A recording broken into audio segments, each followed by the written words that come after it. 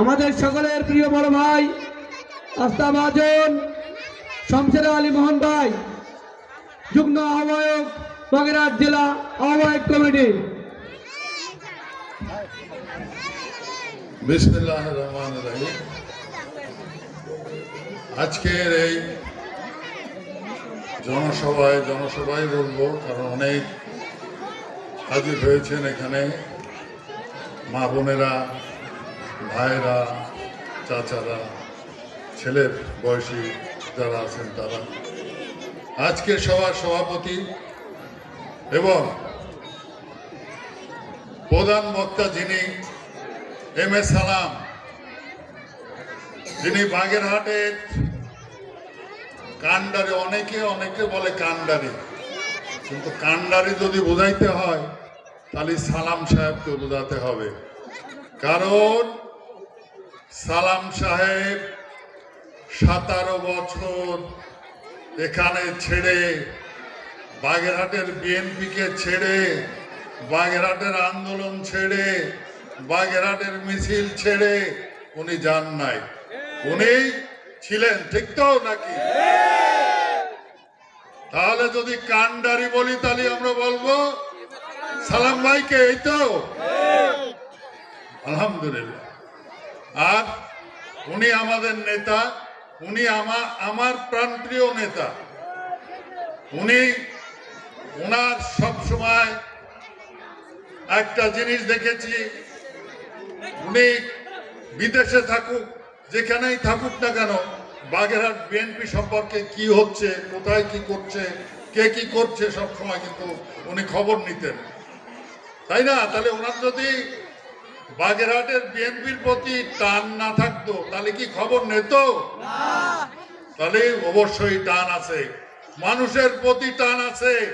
আমরা যারা বিএনপি করি আমাদের প্রতি ওনার টান আছে, এই তো। যাই হোক, আজকে আমরা আগামী নির্বাচনে ওনাকে কেন চাই? ওনার তার মধ্যে অনেক কিছু আছে, সেই জন্য আমরা চাই।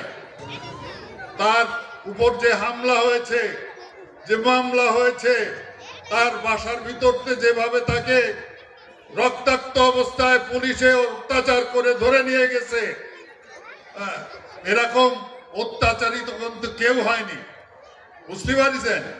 5 তারিখের পরে আমরা একজন বড় নেতা সাজে আছে বলতেছি আমি এ করেছি, ও করেছি, তা করেছি।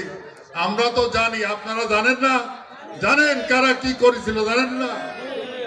যাই হোক, আমরা অনেক কিছুর সাক্ষী। এখন যদি কেউ এসে বলে তাহলে আপনারাও বিশ্বাস করবেন না, আমরাও করব না, তাই তো নাকি? বলতে দেন, যে যার কথা বলে যাবে, এক কান্দে ঢুকবেন আর এক কান্দে বেরোয় দেবেন, অসুবিধা নেই। আমি মা বোনদের প্রতি বলি, একটু আগে আমার ছোট ভাই শান্ত আছে, এ জায়গায় হিরক আছে, এ জায়গায় রফিক আছে, অনেকেই আছে, এবং আপনাদের এখানে স্থানীয় লোকজন আছে। শান্ত বলেছে যে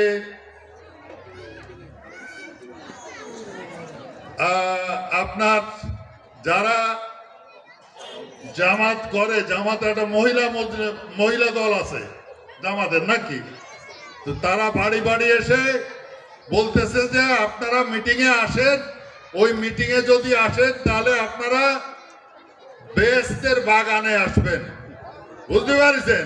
একটা মিটিংয়ে আসলে বেহেশতের বাগানে আসবে, কত বড় কথা। যাই হোক, এইরকম ভাবে অনেক রকম বুদ্ধিশুদ্ধি দিয়ে, আজে বাজে বুদ্ধিশুদ্ধি দিয়ে আপনাদের নিয়ে যাচ্ছে, কিন্তু আপনারা কোনো কথায় কান দেবেন না। খালেদা জিয়ার আজকে আমরা দোয়া মাহফিল করে আইছি আমার সালাম ভাইয়ের নেতৃত্বে। একটু আগে উনি অসুস্থ, উনি 3 বারের প্রধানমন্ত্রী, উনি প্রেসিডেন্টের ওয়াইফ, বউ, জিয়াউর রহমানের ওয়াইফ প্রেসিডেন্ট ছিলেন জিয়াউর রহমান, সেনাপ্রধান ছিলেন জিয়াউর রহমান। সেই সেনাপ্রধান জিয়াউর রহমানের ওয়াইফ এখন অসুস্থ, আমরা তার জন্য দোয়া করি, আমরা সবাই দোয়া করি, তাই না? উনি যেন সুস্বাস্থ্য নিয়ে আবার আমাদের মাঝে আমাদের বাড়ি ফিরে ওনার বাড়ি ফিরে যেতে পারেন। নির্বাচনে দাঁড়াইছেন যে কটা সেই কটা যেন উনি উত্তীর্ণ হতে পারেন, এগুলো আমরা একটু আগে আমরা সেই জায়গায় ইসের থেকে বাগেরহাট স্বাধীনতা উদ্যান থেকে সেরে এসেছি সালাম ভাইয়ের নেতৃত্বে। সালাম ভাই এটা উদ্যোগ নিয়ে উনি করেছে। তাই আমরা বলি যে সালাম ভাইরে আপনারা যদি একবার ভোট দেন সঠিক জায়গায় দেবেন, কিন্তু আপনারা বেঠিক জায়গায় দেবেন না।